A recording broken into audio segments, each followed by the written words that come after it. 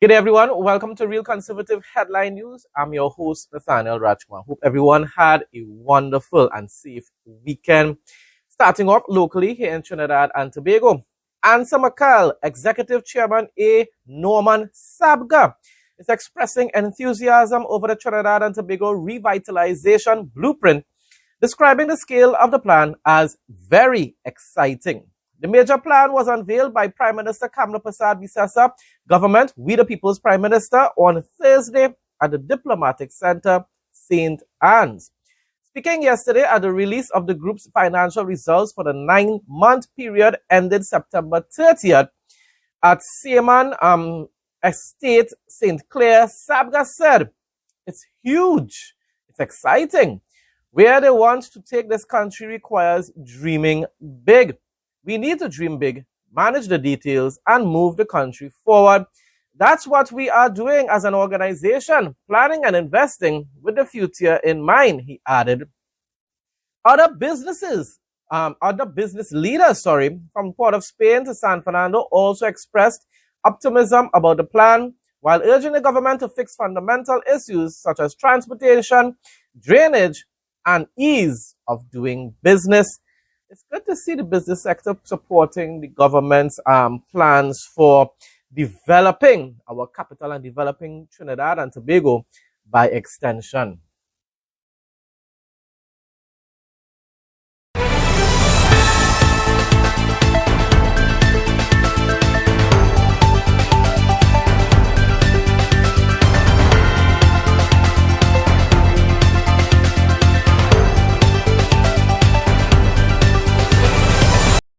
Ladies, meet your new go-to bag, our Mega Duffel handbag, perfect for your travel, shopping, the gym, and everything in between.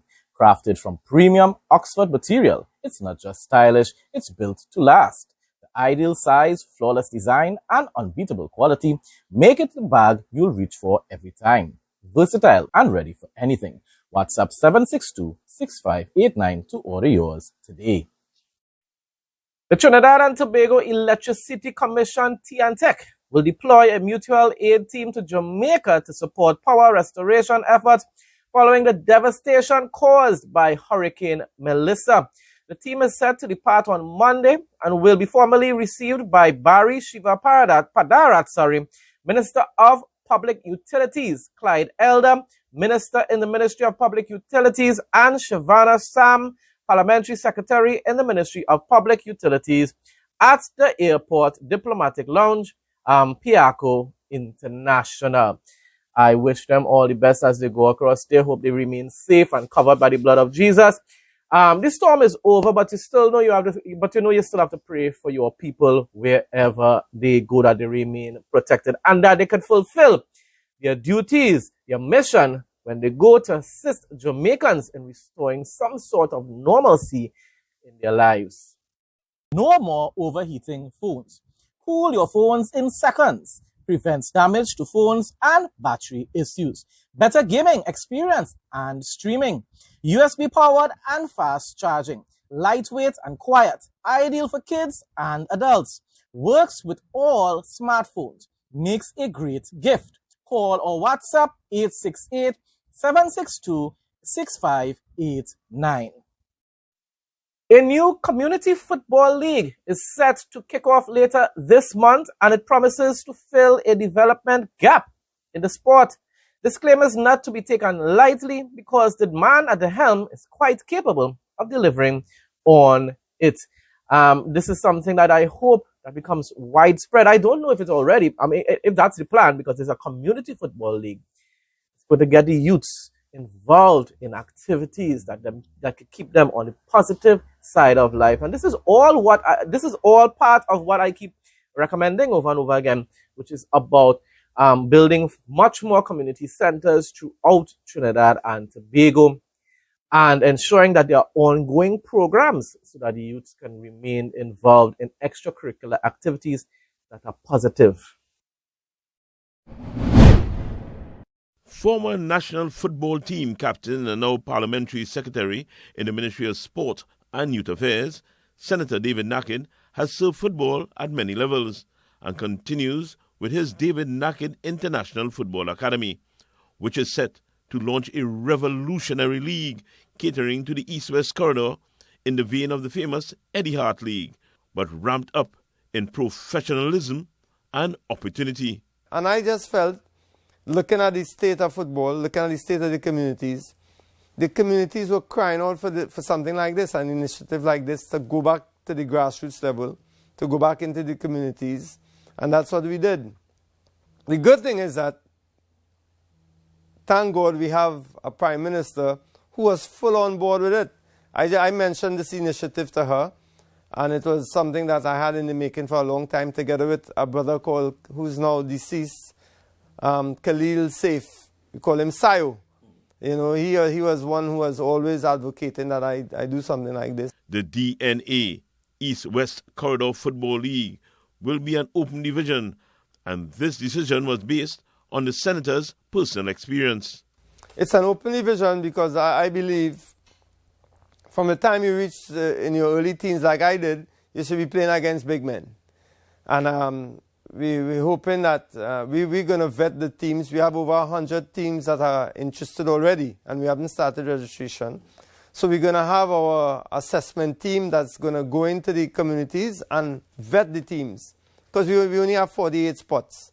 The format is fully outlined. We have 6 different regions, and with 8 teams in every region. So we're going to start it at that community level to engage that particular community. So if we have 8 teams coming out of, let's say, the Tinapuna, St. Augustine, St. Joseph area, we're going to be playing they're going to play against each other. And the top 2 from that group will face the other top 2 teams from the other 5 groups. And of course, we're going to take third place, the best third place teams. We have teams from Tobago as well who will be playing simultaneously, and they will join us in a Sweet 16. There will also be financial incentives for the successful teams. 120,000 for first prize, 75 for second prize, and third prize 50,000. Because here what we have in is really a developmental policy in action from the start to the finish, because there's a pathway going towards, at the end, an all-star team to travel to Spain, to travel around the Caribbean from this league. So there's a goal. So it's just not a policy like what we saw in the last administration, the PNM. They'd have caravan events, small goal tournaments, and nothing came of it at the end. Here there's a clear pathway. At the end there's an objective that we have coaches from the United States coming to watch them play, coaches from Spain coming to watch them play. Then we're going to take an all-star team from the league that will travel to Spain to play some games against professional teams. It's all about the players, according to Nackett. But we have to be clear. Who benefits from this are the players. They are responsible for their own development throughout the league, and they benefit from the kind of prize money that we are given. Action in the DNA East-West Corridor Football League is set to begin in the final week of November. Wayne Cunningham, TTT Sport. Premium touchscreen wireless headsets restocked. 1.9-inch HD full-color touchscreen. ANC and ENC noise reduction for crystal clear calls. 9D panoramic sound. Long battery life and fast charging. Control music, videos, TikTok, YouTube, and much more. Camera feature, voice assistant, timer, stopwatch, and lyrics on screen. Water resistant, sleek design. Available in gold, black, blue, and purple. Gift-ready packaging with replacement earbuds included. Never lose your earbuds again with the Find Headphones feature that actually works. Don't miss out. WhatsApp 762-6589 to place your order. Limited stock available. Moving on now to regional news, and we're starting off with Guyana, nearing completion. Guyana-China Joe Vieira Friendship Park. The park's design prioritizes active recreation and youth engagement. It's all about the youth, people. They are our future leaders. A full-size professional football field, complete with spectator stands, will provide a venue for local leagues, tournaments, and training sessions. Basketball and tennis courts alongside a table tennis area will cater to both structured competition and casual play. A dedicated children's playground is also under construction, offering a safe and engaging space for younger visitors. Beyond sports, the park aims to serve as a central community hub, bringing the people of the communities together once again for what? Positive activities. Expansive landscape green areas will provide opportunities for picnicking, leisure, and outdoor gatherings. Shaded seating and strategically placed benches are designed to encourage social interaction, relaxation, and connection with nature. Construction of the park is reportedly 83% complete, so not long again before it will be officially open as of October 2025, with significant progress on both sporting and recreational components. Tired of losing your keys, phone, or coins in that annoying gap between your car seat and the console? We've got the perfect solution. Our universal car seat gap fillers are back in stock, ready to save your stuff and make your ride clutter-free. Available in black, brown, beige, and red, they're designed to fit any car seat and blend perfectly with your interior. Simply WhatsApp 762-6589 to place your order and enjoy delivery straight to your door in just 1 to 3 days. Moving on to Jamaica, and everyone is still focusing on the restoration of some sort of normalcy on that island. And assisting in whatever way possible. So Caribbean Cement Company Limited said it holds sufficient cement inventory and production capacity to support Jamaica's rebuilding efforts following Hurricane Melissa. As it disclosed third quarter earnings, the country's sole cement manufacturing plant is based at Rockfort in Kingston and reported no fallout from the Category 5 storm. That is wonderful.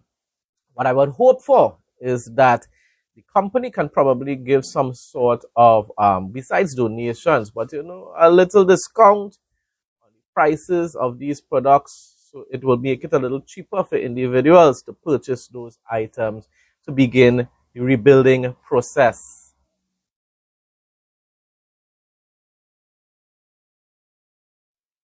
You won't be disappointed with this one. Look and feel great every day. Painless trimming with no pulling of hair guaranteed. Comfortable to hold and lightweight. Intelligent anti-pinch system. Safety travel lock. Accurate and painless trimming. Durability 100% quality. Fast charging. To place an order, call or WhatsApp 868-762-6589.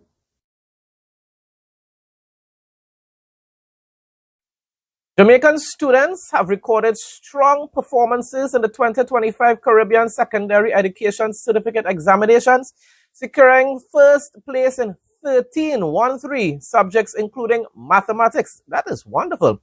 That's according to the Caribbean Examinations Council's regional merit list, which ranks the top 10 candidates in the Caribbean in each subject. Congratulations to them. Of course, we got similar good news in Guyana recently. So congratulations to all these young future leaders of the region.